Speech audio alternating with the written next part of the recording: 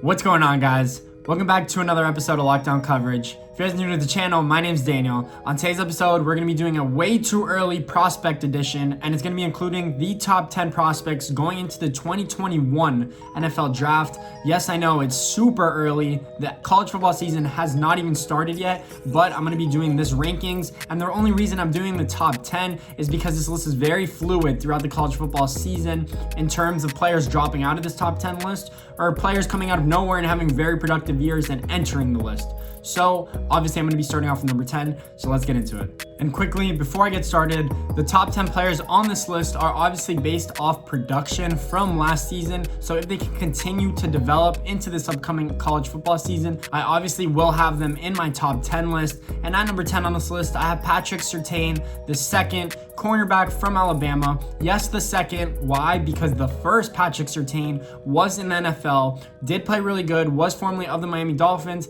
and was a Pro Bowler. So yes, his son is part of a long athletic gene pool in their family, which is why I think he could develop into a top 10 pick next year. Justly so. He will run under 4.4s, I think, in the NFL. The only thing he does really need to improve on is his interception and ball skills. If he could do that later on in the season, maybe have 3 or 4 interceptions and prove that he does have decent ball skills because he can run and stay close and play man coverage against any good wide receiver in college football, then I think he will develop into a top 10 cornerback in the NFL one day as well, just like his father.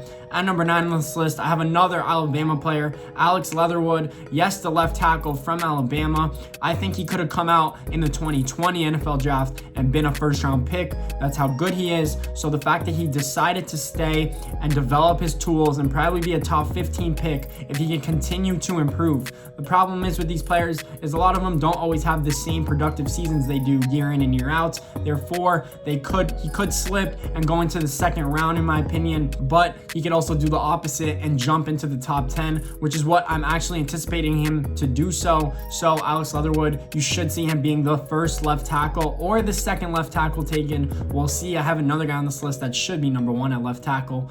At number 8, I have Marvin Wilson. Yes, the big defensive tackle from Florida State. Preferably a nose tackle, I would say. Could eat up double teams. I personally think that he's a monster in the trenches.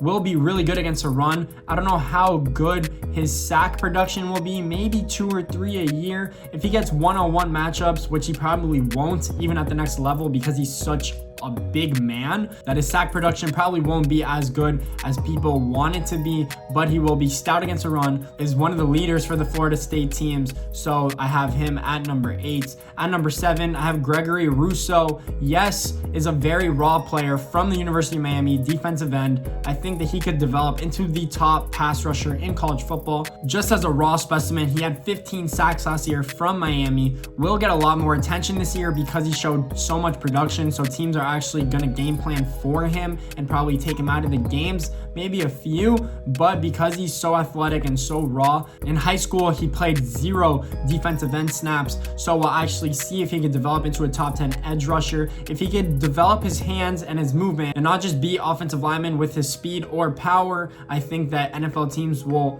rightfully so see him as the top edge rusher in the 2021 draft. At number 6 on this list, I have another Alabama player, Dylan Moses. Yes, Dylan Moses should have come out this year, was dealing with injury, was out for half of the season for Alabama. He will be back healthy, and if he does, he's one of the top rated linebackers in this draft. I think he's a do-it-all guy, preferably better against the run, but can play man coverage against tight ends and running backs in this league. That is what you need from a new age of linebackers, is you need linebackers that can run, because there's a lot of fast players on the field. So he's actually perfect for that role, and I guess he would be playing middle linebacker in the NFL, so we'll actually see what happens there. At number 5 on this list, and I have the only wide receiver probably in my top 15, even though there's a lot of really good wide receivers coming out next year as well, is Jamar Chase. And it's funny because Jamar Chase doesn't look like he's a speedster. He probably high point the ball really good, but he does everything very well. And the number one thing is that he gets open against man coverage.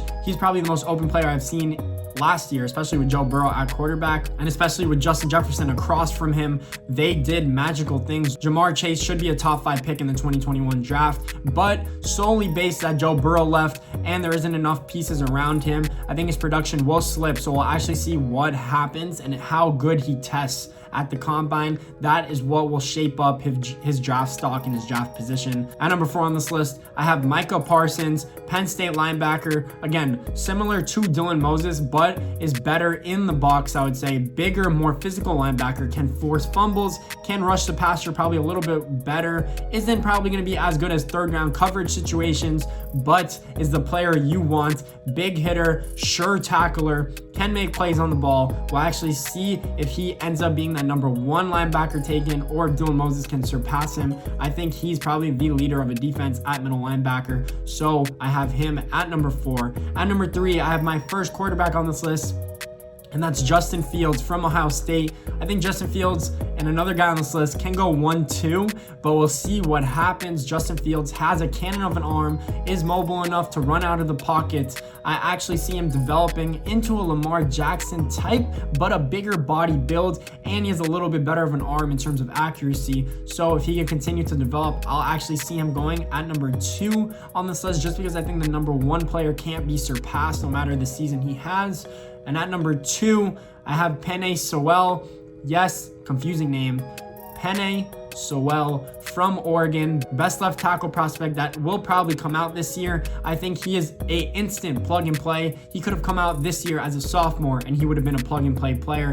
So we'll see if he can continue to develop. I think he's the best offensive lineman that we've seen probably in the last 5 years coming out at left tackle. And obviously, at number 1 on this list, if you didn't see this coming, I had Trevor Lawrence, the Clemson quarterback, who is literally the perfect build. 6'5", 220, can run the ball. Probably he's going to run under a 4.7, which is insane to think of. Can make every single throw you want and can run even a read option if you really want him to do so. Obviously, NFL teams won't put him in a position to where you get injured in the NFL, but I think Trevor Lawrence is the sure hit prospect, probably the most sure hit prospect since Andrew Luck, I would say, coming out of Stanford. I think that he will go number 1 unless he has a terrible season like he did in the first half of last year. Even though Trevor Lawrence did have a very bad first half of the season last year, he bounced back, beat Ohio State, made it to the championship game. Obviously, they didn't beat LSU, but that just shows on a down year what Trevor Lawrence can do. His peak